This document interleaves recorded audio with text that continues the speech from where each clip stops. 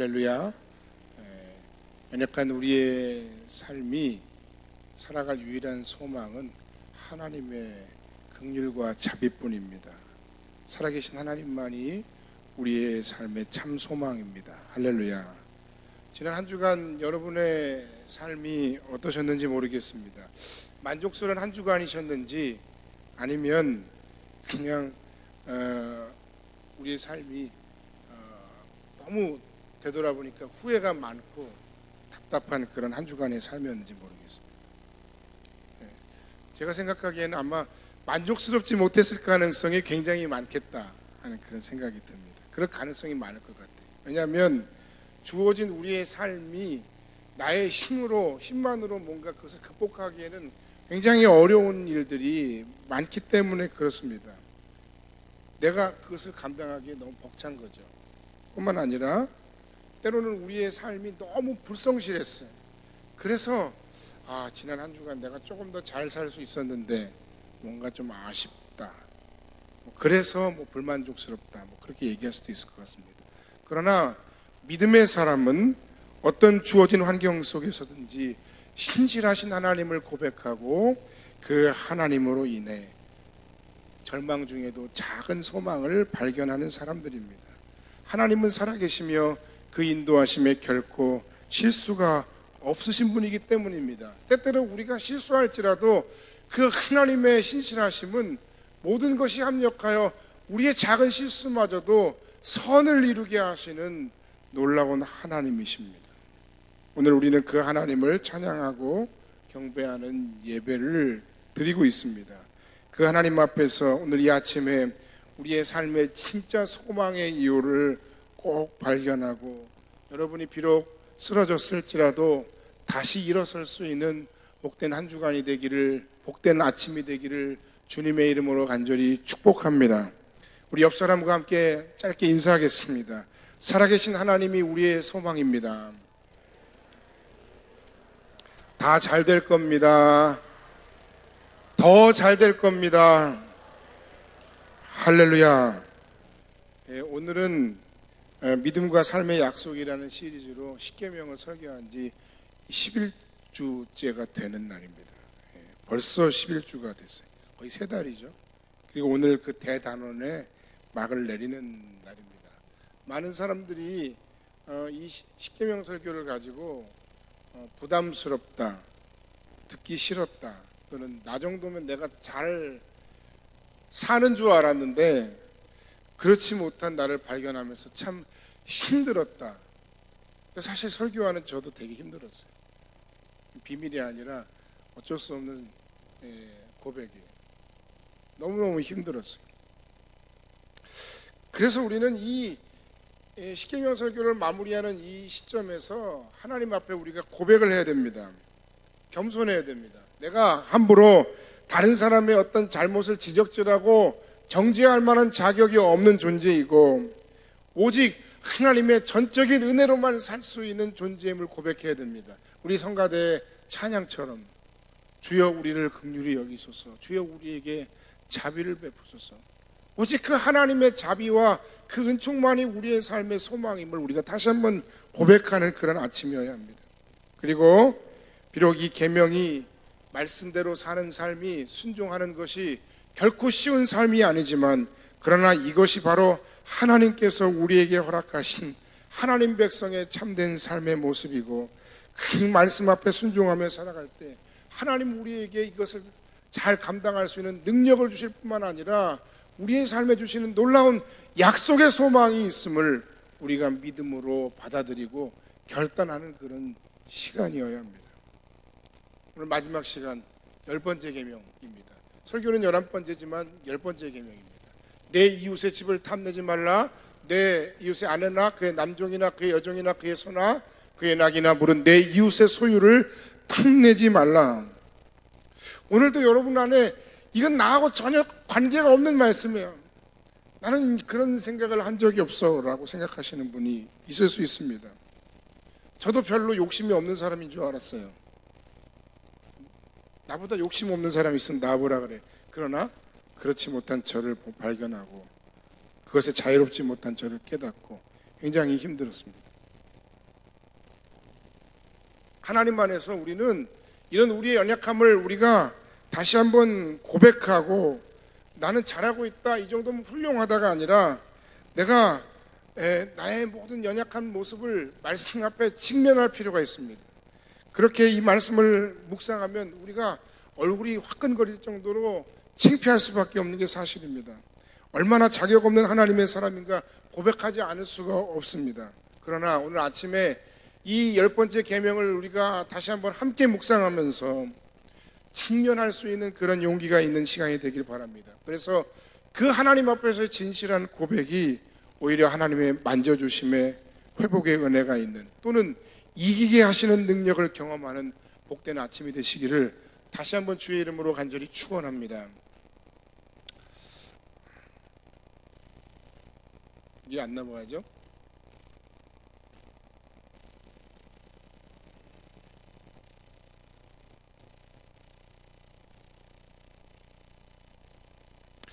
탐심이란 무엇인가? 탐심이라는 것은 헬라어로 플레온 넥시아라고 하는 단어입니다. 이것의 의미는 자신이 가진 것보다 뭔가 더 가지려고 하는 욕심입니다. 성경에서는 이것을 정욕이나 욕구나 갈망이라고 하는 말로 표현되어 있습니다. 오늘 본문에서 내 이웃의 집을 탐내지 말라, 그러니까 내 것이 아닌 다른 사람의 것을 빼앗거나 빼앗고 싶은 마음의 충동을 느끼는 겁니다. 아이 목사님, 그런 사람이 어디 있어요? 정말 없을까요? 이게 여러분 사실은 우리가 살고 있는 이 세상의 모든 삶의 어떤 기본 바탕에 깔려있는 그런 모습입니다. 그래서 단순하게 내가 현재 부족함을 조금 성실한 삶으로 조금 더 나은 삶을 살겠다고 하는 그러한 욕구 정도가 아닙니다.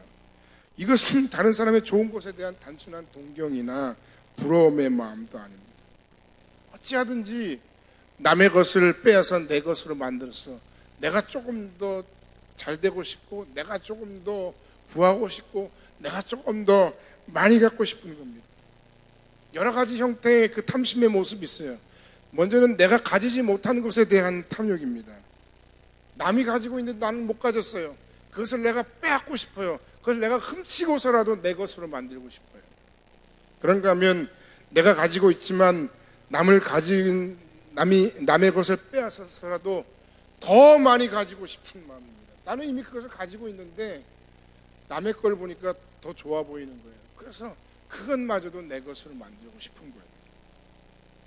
또는 남들이 가지지 못하는 것들을 내가 소유하려고 하는 지나친 욕심입니다. 그냥 단순하게 우리의 삶의 어떤 니드를 채워주는 그러한 어떤 생필품 차원의 그런 걸로는 이제 만족이 안 돼요. 내 마음속의 깊은 곳에 내 욕구를 채워주고, 그리고 뭔가 필요 이상의 더 많은 욕심을 부려서라도 내 것을 가지고 싶어. 그런가 하면 뿐만 아니라 다른 사람의 것을 주지 않더라도 내가 더 많이 가지고 싶은 마음입니다. 내 것이 아니에요. 다른 사람 거예요. 그런데 돌려주고 싶은 마음이 없어요. 예를 들어서 고용주의 입장에서 누군가 나를 위해서 열심히 일했는데 내가 돈이 있고 돈을 많이 벌었는데도 불구하고 그 정당한 대가를 주고 싶지 않은 거예요. 여러분, 그것도 탐심인 거예요. 아모스 2장 6절 말씀에 의하면 이스라엘의 서너 가지 죄로 인하여 내가 그 벌을 돌이키지 아니하리니 이는 저희가 은을 받고 의인을 팔며 흰 한 켤레를 받고 궁핍한 자를 팔며. 그랬습니다. 부자라고 해서 가난한 사람들의 재산을 무조건 빼앗을 권리가 있는 게 아닙니다. 돈으로 사람을 지배하려고 하는 것이 우리가 살고 있는 이 자본주의 시대의 어떤 생리고 형태고 행태고, 그리고 너무 당연한 것으로 우리가 받아들여지고 있는 삶의 모습입니다. 그러나 돈을 매개로 해서 주인과 점원의 관계로 지배구조를 형성하는 이 자본주의의 맹점에 대해서 하나님께서는 말씀을 통해서 신랄하게 비판하면서 경고하는 메시지를 지금 던지고 계신 거예요. 그러나 이것도 반대의 경우가 있어요. 내가 누군가에게 고용돼서 열심히 일하는 사람이면서 열심히 일하지 않으면서 자신이 속한 그 회사에 뭐 자신이 속한 그 기업에 자신이 속한 그 모든 것들에 서서 조금 더 적게 일하고 조금 더 많이 받고 싶은 마음. 여러분 이것도 한번 생각해 봐야 돼요. 누군가는 그것을 노동자의 게으름의 권리 뭐 이런 얘기도 하던데요. 사람의 탐심이라는 것은 그래서 사실은 끝이 없는 거예요. 제가 사실 좀 점잖게 표현해서 그렇지 들키고 싶지 않은 우리의 마음속의 탐심은 정말이지 구제불능입니다. 아니라면 다행인데 사실 우리의 삶의 욕구는 끝이 없어서 이미 가지고 있는 사람들이 더 많이 가지려고 하는 그런 탐심이 더 많이 있는 경향이, 더 심한 경향이 있습니다. 탐심이라 이런 겁니다.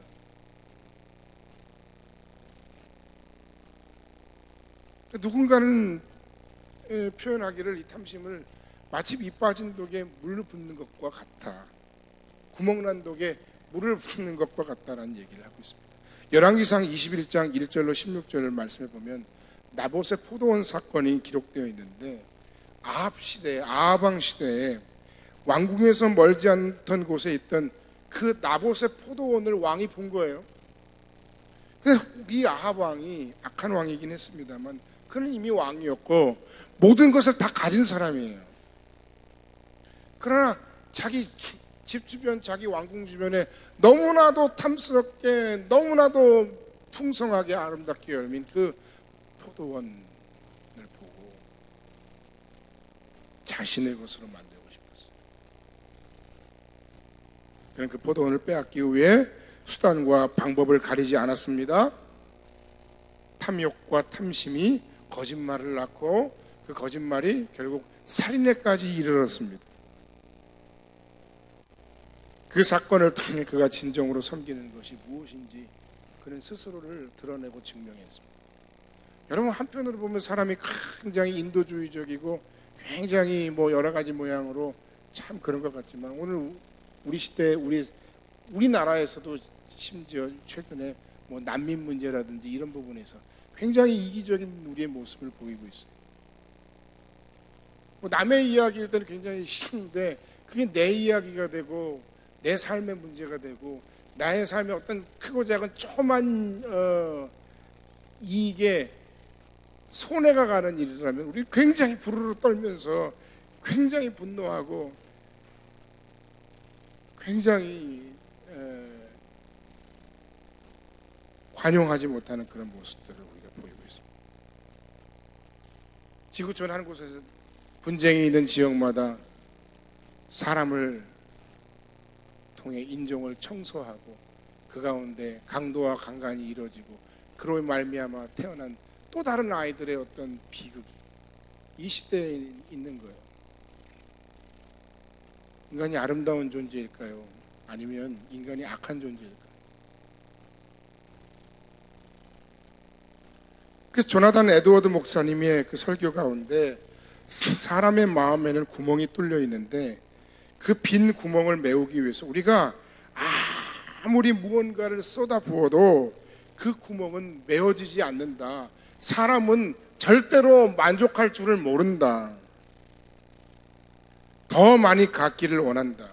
이게 바로 아합 왕의 그 포도원에 탈취하는 사건 가운데 드러나고 있는 과정입니다. 돈을 비롯한 모든 것에 우리의 탐심이 끝이 없어서 그것에 굶주려 있는 겁니다. 전도서 5장 10절 말씀을 보면 은을 사랑하는 자는 은으로 만족함이 없고 풍부를 사랑하는 자는 소득으로 만족함이 없다 라고 말씀하고 있어요. 또 그런가 하면 탐심을 통한 부의 축적으로 사람들이 뭔가 영원한 것을 사려고 합니다. 채워지지 않는 그것에 나의 모든 것을 다 걸고 그것을 통해서 내 삶의 안전망을 만들려고 합니다. 경제력을 통해서 사람의 관계를 만들고 내 네트워크를 만들고 그리고 그 모든 과정 속에서 내가 결정적으로 인생에 정말 어려운 일을 만났을 때 그 관계망이 그 작동해서 내 삶의 어려움의 그 순간에 그들이 나를 도와줄 거다. 그 안전망이 나를 지켜줄 거다. 라고 하는 그런 신화를 사람들이 갖고 있는 겁니다. 그런데 잠언은 우리에게 동시에 부자의 친구가 그 부가 사라짐과 동시에 사라진다라고도 이야기를 하고 있는 거예요. 성으로 그 부로 자신의 삶의 성을 쌓고 그 부함을 통해서 사람들과의 관계를 만들고 그 관계 속에서 뭔가 사람의 네트워크를 통해 내 삶의 안전망을 만들고 내 삶의 은신처를 만들고 피할 길을 만드는데, 근데 여러분 한번 생각해 보세요. 물질로 인해서 사람들이 내 삶에 많이 모였는데 과연 정말로 내 삶에 그런 물질이 사라지고 그런 권력이 사라지고 그런 어떤 힘이 사라졌을 때 그때에도 그 사람들이 여러분 주변에 있겠습니까? 그게 얼마나 우리가 잘못된 생각을 가지고 살아가는가 하는 겁니다. 그런 거 보면 우리가 하나님에 대한 믿음은 정말 손톱만큼도 없으면서 내가 만들어내는 내 사람, 그 사람들을 통한 내 인생의 안전망에 대해서는 정말 허술하고 정말 순진할 만큼 믿음이 있어요. 믿음이 있는 정도가 아니라 믿음이 좋고 믿음이 큽니다. 그러나 참된 인간관계에 의한 것이 아닌 경제력에 의해 생긴 모든 안전망은 그 경제력의 파산과 아울러 모두가 다 파산 상태에 이르러, 경제적으로 내가 어려워지고 파산당하는 게 문제가 아니라 그 파산의 과정과 그 모든 내용 속에서 사람들이 나를 모른 척하고 사람들이 내 뒤통수를 때리는 게 그것 때문에 사람들이 더 가슴 아프고 더 힘들고 더 화병이 나는 거예요.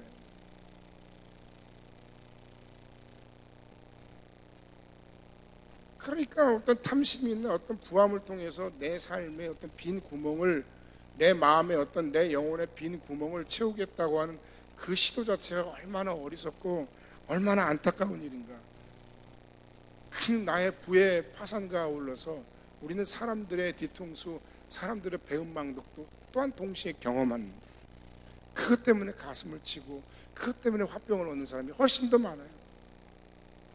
뭐 그거는 다시 제기하면 되는데 사람들 때문에 너무 힘든 거예요, 사실은.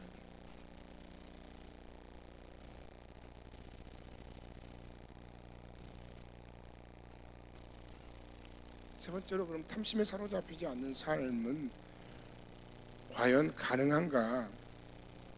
잠언 30장 7절로 9절 말씀 지난주에도 우리가 인용했습니다만, 내가 두 가지를 주께 구하였사오니 내가 죽기 전에 내게 거절하지 마시옵소서. 곧 헛된 것과 거짓말을 내게서 멀리 하옵시며 나를 가난하게도 마옵시고 부하게도 마옵시고 오직 필요한 양식으로 나를 먹이시옵소서. 혹 내가 배불러서 하나님을 모른다, 여호와가 누구냐 할까 하며 혹 내가 가난하여 도둑질하고 내 하나님의 이름을 욕되게 할까 두려워함이니이다. 귀한 기도 제목이고 정말 멋진 말이긴 한데, 이게 내 현실의 삶에 정말 가능한 것일까? 이 기도는 그냥 실천 불가능한 그야말로 기도 제목인가? 우리가 여기에 대해서 한번 잘 생각해 봐야 됩니다. 그래서 우리가 하나님의 사람, 하나님의 백성으로서 이 탐심에 사로잡히지 않는 삶을 살기 위해서는 물론 하나님을 의지해야 하지만 동시에 하나님의 말씀 앞에서 하나님 은혜 속에서 우리가 무언가를 깨닫고 결단하는 그러한 삶의 결단이 필요하다는 것입니다. 그 결단이 뭐냐? 첫 번째는 자족함의 결단입니다. 방금 우리가 본 것처럼 오직 필요한 양식으로 나를 먹이소서. 나는 그것으로 만족하다는 거예요. 뭐 내 삶의 발전을 우리가 이루지 말자는 것이 아니라 주님께서 가르쳐 주신 기도 안에도 있지만 그 일용할 양식이 오늘의 또는 내일의 양식으로 해석이 가능한데, 이스라엘의 일용할 양식의 경험은 하나님께서 광야 가운데 농사도 짓지 않고 그리고 동물을 기르지도 않음에도 불구하고 매일매일 만나로 그 광야 속에서 그들 40년이 넘는 세월 동안 먹이시고 입히신 거예요. 그러면서 그들에게 염려하지 말라고 말씀하시죠. 그리고 우리에게도 그런 말씀, 그런 메시지를 주시는 거예요.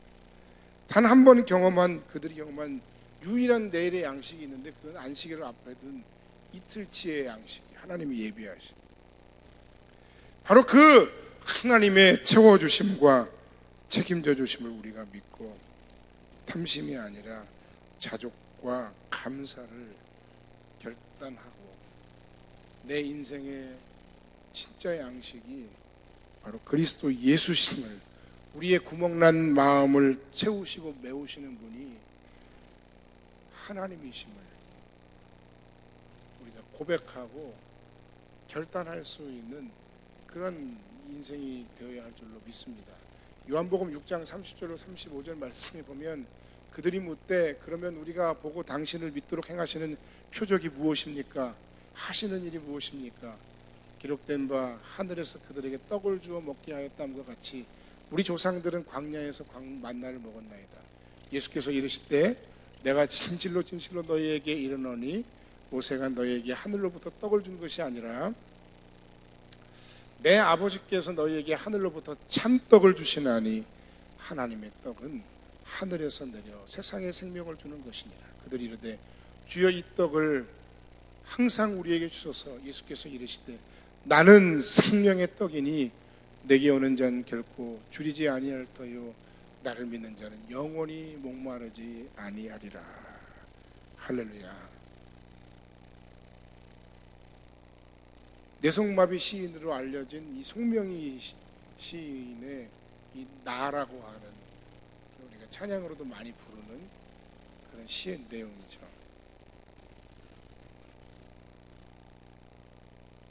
자신이 뇌성마비이기 때문에 평범한 것을 누릴 수가 없습니다. 요새는 건강이 좋지 않아 그나마 간증도 못 하신다는 얘기를 들었는데, 다른 사람들과 비교했을 때 감사할 조건이 하나도 없어요. 불평하고 원망할 수밖에 없는 조건이 있어요. 그 간증을 저도 딱 한 번 들은 적이 있는데, 사람들의 표정을 보면서 왜 그렇게 얼굴이 그러냐고, 표정이 그러냐고, 왜 그러고 있냐고, 나를 보라고, 나 가진 재물은 없으나, 나 남이 가진 지식이 없으나, 나 남에게는 건강이 있지 않으나, 나에게는 남이 없는 것이 있는데, 그것은 풍성하신 하나님이 남이 갖지 못한 것을, 남이 듣지 못한 음성을, 남이 받지 못한 사랑을, 남이 모르는 것을 깨닫게 하신 그 하나님의 은혜가 내게 있습니다. 그 공평하신 하나님의 은혜로 인하여 나는 남이 없는 것을 가졌습니다.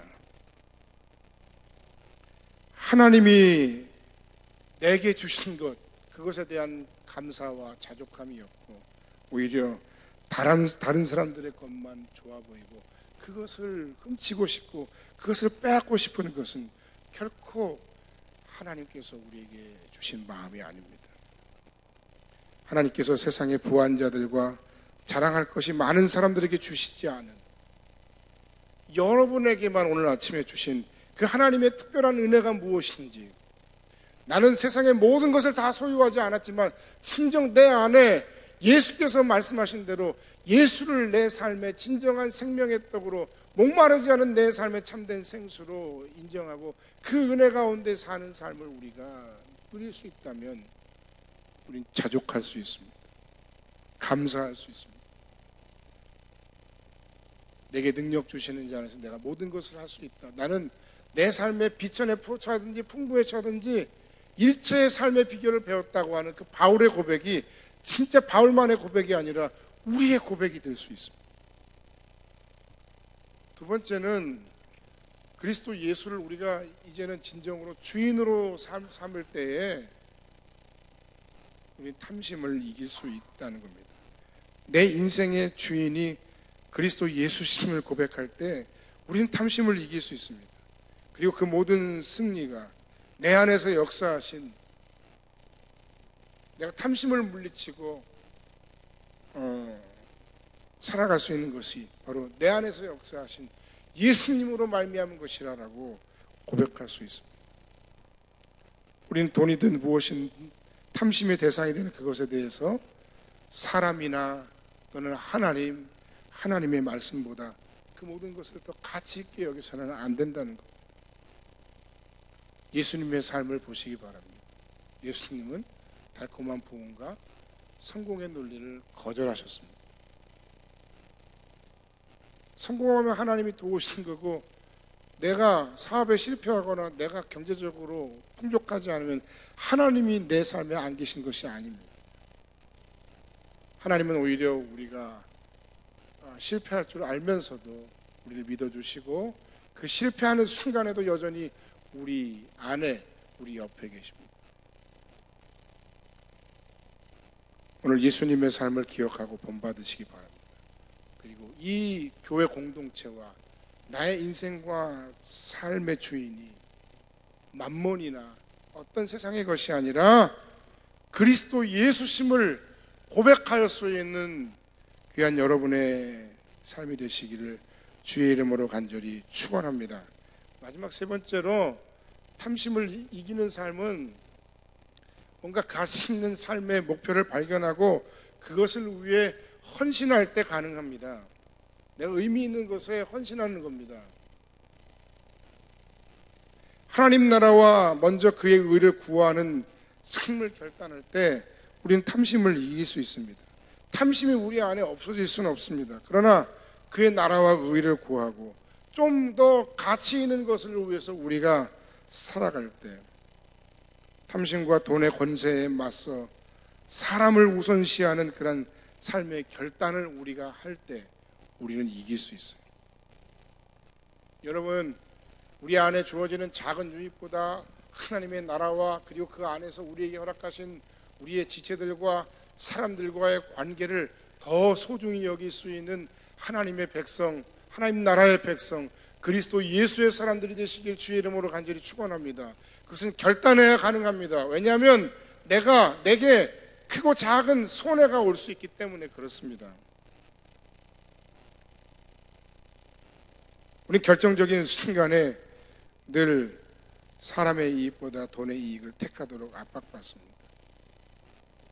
그 순간에 우리가 사람인지 하나님 나라의 백성의 삶인지 아니면 돈과 탐심인지 그것을 비교하고 결단하고 그리고 손해를 볼 수 있는 용기가 필요합니다. 왜냐하면 우리는 은혜의 법 아래 사는 사람들이기 때문입니다. 하나님께서 아무 공로 없고 아무 자격 없는 우리를 사랑하시고 우리를 아무 조건 없이 받아주시고 우리를 하나님의 사람으로 살아가도록 도우셨어요. 그렇기 때문에 우리 역시 예수께서 너희가 거저받았으니 거저주라 라고 하신 말씀대로 그 빚진 마음의 실천과 그 삶의 결단을 통해서 믿음으로 살아가므로 하나님 나라를 위해 살아가며 하나님 내게 허락하신 귀하고 소중한 관계들을 잘 지킬 수 있는 여러분들이 되시기를 주의 이름으로 간절히 축원합니다. 결론의 말씀을 드리고 말씀을 마칩니다. 우리 안에 우리의 삶의 상황에 우리의 주변에 탐심의 유혹이 많음을 우리가 깨닫고 고백하길 바랍니다. 그리고 그 탐심을 내 힘만으로는 결코 이길 수 없음을 또한 고백하길 바랍니다. 아니 어쩌면 지금도 나는 그 부분에 여전히 실패하고 있고 지고 있음을 우리가 고백할 수 있길 바랍니다.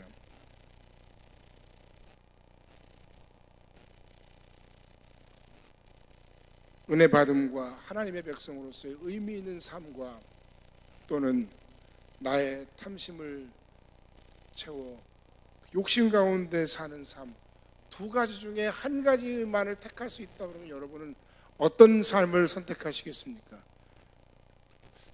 두 가지 다 하면 안 될까요? 상황에 따라서. 둘 중에 하나를 택하라면 어떻게 하시겠습니까? 비록 쉬운 선택은 아니지만 하나님의 은혜를 따라 자족하고 감사하며 그리스도 예수를 물질이 아니라 탐욕이 아니라 그리스도 예수를 내 삶의 주인으로 모시고 그 가운데서 하나님 나라와 하나님 내게 허락하신 그 사람과의 소중한 관계를 더 소중히 여길 수 있는 삶의 결단과 헌신으로 이 탐심을 이기고 오늘까지 말씀하신 그 하나님의